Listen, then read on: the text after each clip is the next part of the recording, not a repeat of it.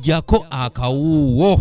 Wakiso district emmere emaze okutuuka. Ng'omukka weefube w'okuziyiza ensansana y'ekirwadde COVID-19 wano mu ggwanga, gavumenti yavaayo n'eyimiriza enteekateeka ez'enjawulo nga n'ekyaddirira kwali kussa ggwanga ku muggalo nga we twogerera bangi ku bantu basiba mayumba tebakyakola. Naye tusiŋŋaanya obuzibu bw'amaanyi, oli akugamba sina kyakulya kati nkule ntya, ndi mulema neewalula bwewaluzi, oli n'akulako omwana, abalala abasajja baaba balekera baabeegaana.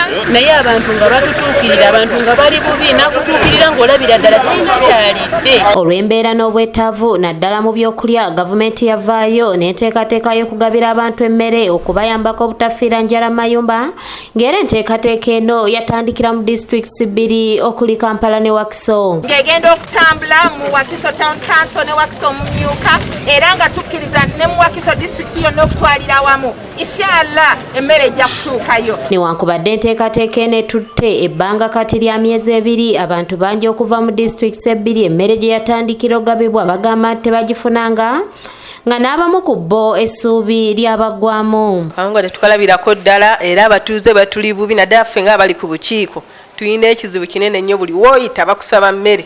Abantu bangi abamu abateesobola basabira ddala emmere nga bajwana kweyambula. Kinaawa kisangibwa mu tawuni kanso y'Ekyengera mu disitulikiti y'e Wakiso, abeene ebyokulinda emmere babivaako dda ne basalawo keeranga ewa ssentebe waabwe abawe ku buyambi, kyokka naye bw'agamba nti takyabulina. Batuteeka ku nninga, tusaba gavumenti etwanguyiza emmere abantu b'e Kinaawa. Tuli bubi, tetukyalina we tuyita ab'akakiiko. Lutaaya Edward gaakirawo ssentebe w'ekitundu kino era agamba nti kyandibanga bo gavumenti yabeerabira mu nteekateeka eno ng'okuva we bavaayo ne beekubira omulanga tebafunanga kwanukulwa. Abantu ba Kinaawa tusanze obuzibu bungi ngaffe bakyeyamaani nti abantu ba Kinaawa tebalina mmere. Twagala mmere, abantu baagala emmere. Gavumenti yesuuliddeyo gwannaggamba, tebangako ssuubi lyonna lyetuwa likakasa nti mutuufu abantu ba Kinaawa tunaafuna emmere. Ono agamba nti n'abamu ku bantu be batandise okumubuusabuusa nti osanga tatuusa ddoboozi gye lirina kugenda, ng'alaze n'obweraliikirivu olw'abantu be abatakyayagala kunaaba ngalo nga beekwasa enjala ebaluma. Abantu baavu, tebalina mirimu, tebakola. Nange chairman gaakirawo kindeetedde okwekanga nti abantu b'enkulembera olumu bayinza okugamba nti nze kennyini situusa bubaka gye muli, naye nga tulwanye buli gwe tutegeeza tafaayo okuviira ddala waggulu kutuukira ddala ku bekikwatako. N'olw'ensonga eyo bwe muba muwulidde bigambo byagaakirawo chairman wa Kinaawa Lutaaya Edward, badde nsaba mutuyambe abantu bafune emmere. Abatuuze bategeeza nga bwe bakooye okuwaayo amannya gaabwe, wabula ng'emmere gye babawandiikira yafuukaganyana. Okutwalira wamu ffe nga Wakiso naddala ekitundu ekiyitibwa Kinaawa, emmere tennatuukamu yadde, era twafunye bufunyi ku bitabo ebiraga nti tuwandiike osanga emmere erijja, naffe tugiriridde nga Yesu lwalidda. Nsamba Godfrey ngono yakulembera abaliko obulemu mu kitundu kino agamba nti bakafiirwa abantu 3 mu kiseera kino, wasabidde gavumenti okubajjukira nga bo abeeko bwe bataasa.